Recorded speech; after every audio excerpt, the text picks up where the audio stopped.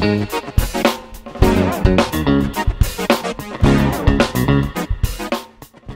is Abhinav Krishna Kaiser from Digital Swaha.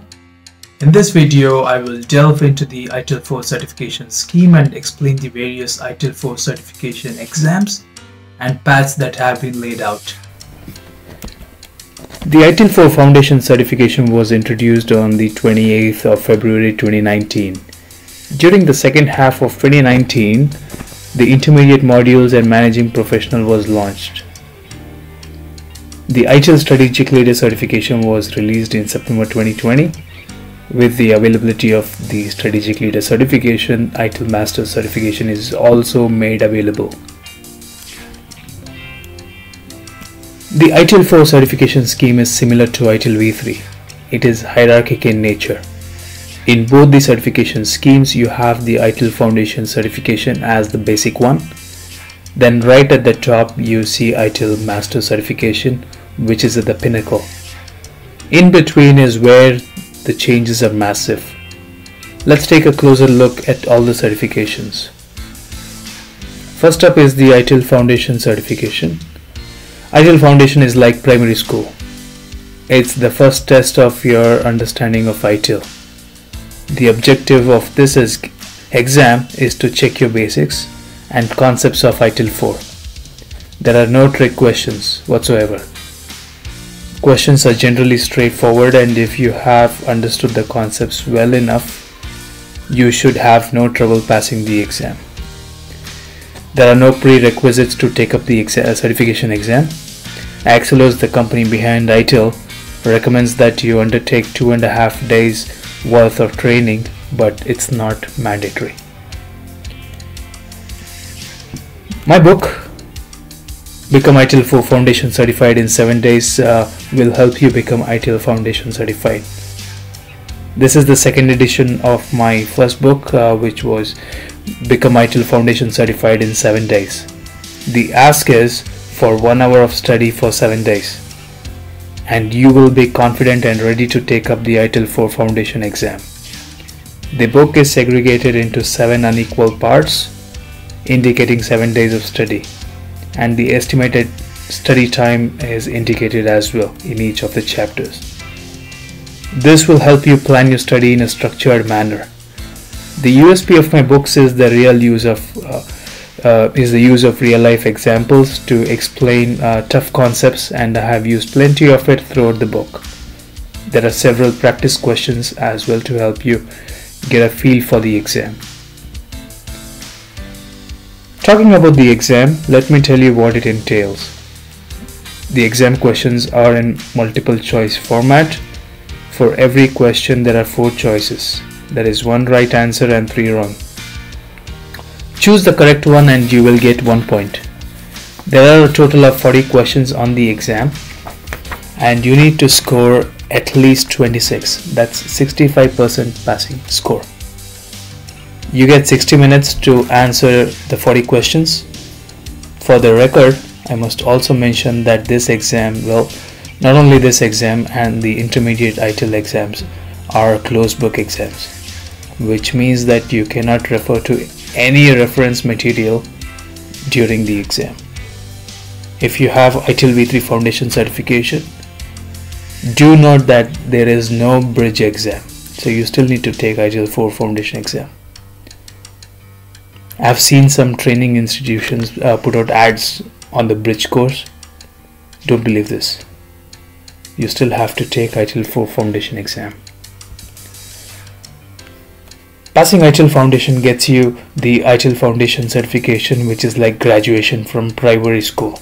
Next up is high school and college. That's the intermediate certifications. The certifications between Foundation and Master are referred to as intermediate certifications. It comes in 3 categories of certifications: ITIL 4 Specialist, ITIL 4 Strategist, and ITIL 4 Leader. Remember that ITIL 4 Foundation is a prerequisite for the intermediate certifications. Under ITIL 4 Specialist category, you have 3 certifications. They are Create, Deliver and Support, drive stakeholder value, and the last one is high velocity IT. Under ITIL 4 strategist category, you have one certification, that's direct, plan and improve. Under ITIL 4 leader category, you have one certification, that's digital and IT strategy. While you move up the ladder of ITIL maturity, you get to gain a couple of designations that are associated with ITIL intermediate certifications.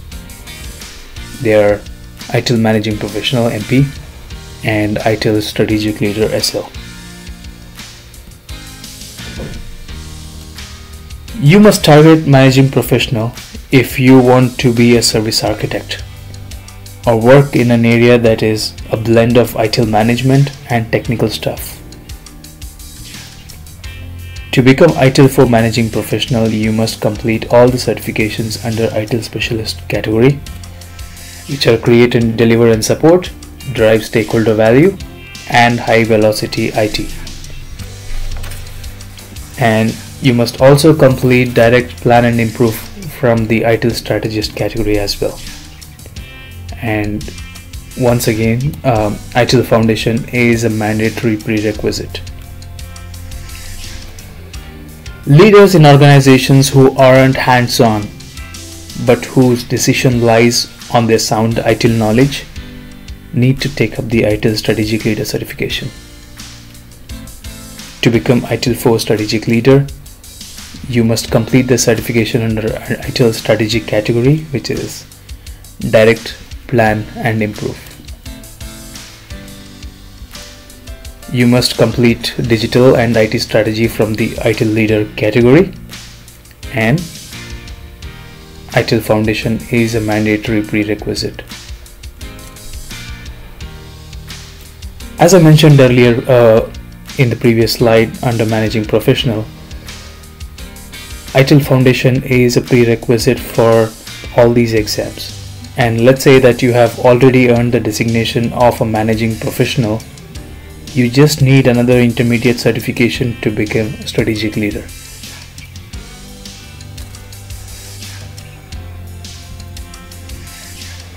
The objective of the intermediate exams is not to test your concepts, but rather the ingrained knowledge that you have gained. It's about the application of the concepts that are packaged as scenarios and questions and are asked based on these scenarios. Before you can write the exam, you need to get 21 contact hours from an Axelos accredited training institution. This is equivalent to 3 days worth of training. You have 40 questions that stem from scenarios.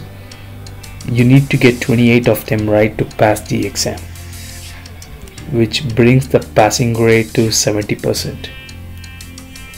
You will have 90 minutes to answer the questions. The additional 30 minutes compared to foundation exam is because the questions are not straightforward. It will make you think and apply the concept to the situation on hand. Plus, you will need time to read the scenarios, and finally, without saying, it's a closed book. If you have ITIL V3 expert certification or 17 credits from the ITIL V3 certification scheme, you can write a bridge exam and become ITIL 4 Managing Professional.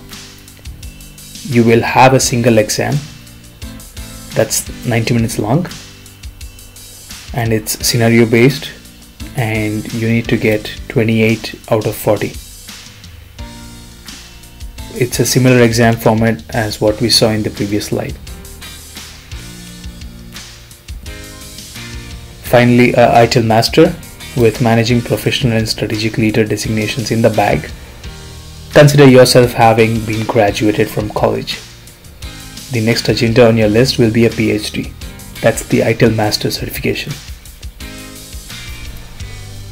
Only when you earn both the ITIL Managing Professional and ITIL Strategic Leader certifications, you become eligible for taking up the ITIL Master certification.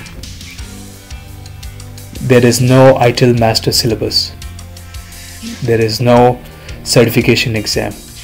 All that you need to do is write a thesis based on a real case study.